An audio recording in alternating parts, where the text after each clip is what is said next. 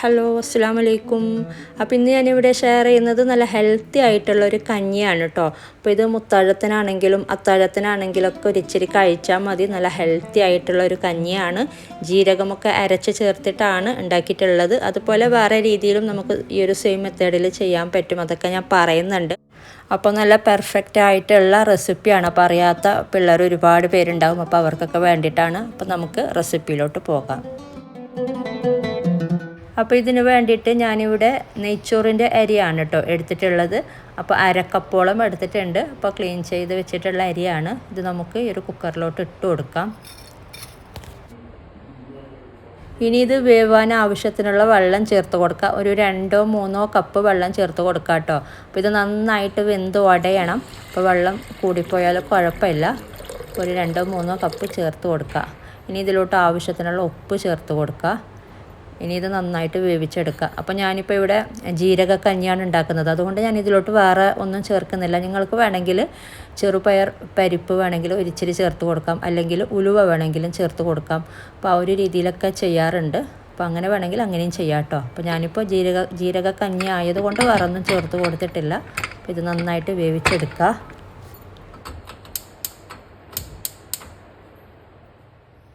ഇനി നമുക്കിതിലേക്കുള്ള അരപ്പ് തയ്യാറാക്കാം. അപ്പോൾ അതിന് വേണ്ടിയിട്ട് ഞാനിവിടെ ഒരു മീഡിയം സൈസിലുള്ള തേങ്ങയുടെ പകുതി എടുത്തിട്ടുണ്ട്.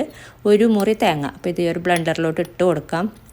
പിന്നെ എൻ്റെ വീട്ടിലൊക്കെ പണ്ട് മുതലേ ഒരു തേങ്ങ മാത്രം അരച്ച് ചേർത്തിട്ട് ഒരു കഞ്ഞി ഉണ്ടാക്കാറുണ്ട്. അപ്പോൾ അതിന് വെള്ളക്കഞ്ഞി എന്നാണ് കേട്ടോ പറയാറുള്ളത്. അങ്ങനെ ചെയ്യുമ്പോൾ നല്ല ടേസ്റ്റ് ഉണ്ട്. ഇനി ഇതിലോട്ട് ചെറിയ ഉള്ളിയാണ് ചേർത്ത് കൊടുക്കേണ്ടത്. അപ്പോൾ ചെറിയ ഉള്ളി ഇല്ലാത്ത കൊണ്ട് ഞാനൊരു 1/4 കഷ്ണം സവാള ചേർത്ത് കൊടുത്തിട്ടുണ്ട്. ഇനി അതുപോലെ ഒരു 1/2 ടീസ്പൂണ് ചെറിയ ജീരകം ക്യൂമിൻ അതും കൂടെ ചേർത്ത് കൊടുക്കുക. ഇനി ഇതിലേക്ക് അരക്കാൻ പാകത്തിന് വെള്ളം ചേർത്ത് കൊടുക്കുക. എന്നിട്ട് നന്നായിട്ട് അരച്ചെടുക്കുക.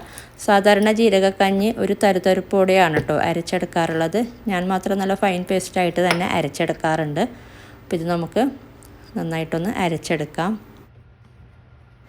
അപ്പോൾ ഞാനിത് നന്നായി അരച്ചെടുത്തിട്ടുണ്ട്. അപ്പോൾ ഇത് നമുക്ക് മാറ്റി വെക്കാം. അപ്പോൾ നമ്മൾ നേരത്തെ വേവിക്കാൻ വെച്ച റൈസ് വെന്തിട്ടുണ്ടാവും. നമുക്ക് നോക്കാം.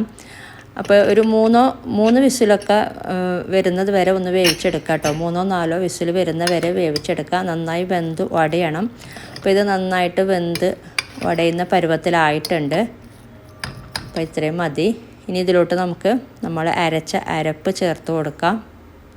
അതുപോലെ ആവശ്യത്തിനുള്ള വെള്ളവും കൂടെ ചേർത്തിട്ട് നന്നായിട്ട് മിക്സ് ചെയ്തെടുക്കാം കേട്ടോ. ഈ ഒരു ബ്ലെൻഡറിലോട്ട് തന്നെ വെള്ളം ചേർത്തിട്ട് ഒഴിച്ചു കൊടുക്കാം. എന്നിട്ട് നന്നായി മിക്സ് ചെയ്തെടുക്കുക. ഇതിലോട്ട് ഉപ്പ് കുറച്ച് ചേർത്ത് കൊടുക്കണം. അതുപോലെ കുറച്ച് മഞ്ഞൾപ്പൊടിയും കൂടെ ചേർത്ത് കൊടുക്കുന്നുണ്ട്.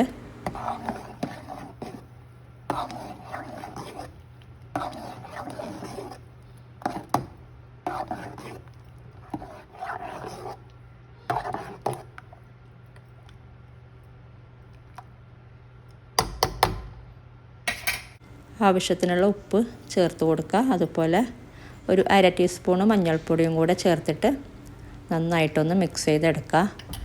എന്നിട്ട് നന്നായിട്ട് തിള വരുമ്പോൾ ഫ്ലെയിം ഓഫ് ചെയ്യുക കേട്ടോ. അപ്പോൾ ഒന്ന് അടിക്ക് പിടിക്കാതിരിക്കാൻ നോക്കണം. നല്ലോണം ഇളക്കി കൊടുക്കണം ഇടയ്ക്കിടയ്ക്ക്. നന്നായി തിളക്കുമ്പോൾ ഫ്ലെയിം ഓഫ് ചെയ്താൽ മതി.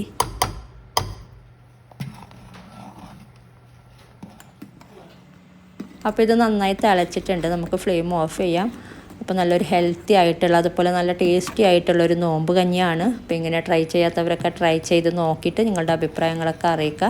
അപ്പോൾ വീഡിയോ ഇഷ്ടപ്പെട്ടാൽ ലൈക്ക് ചെയ്യുക, കമൻറ്റ് ചെയ്യുക. അതുപോലെ നിങ്ങൾ സബ്സ്ക്രൈബ് ചെയ്യാത്തവരാണ് വീഡിയോ കാണുന്നതെങ്കിൽ ഒന്ന് സബ്സ്ക്രൈബ് ചെയ്യുക. അപ്പോൾ ഇതുപോലെ നല്ലൊരു റെസിപ്പിയുമായിട്ട് മറ്റൊരു വീഡിയോയിൽ കാണാം. Thank you.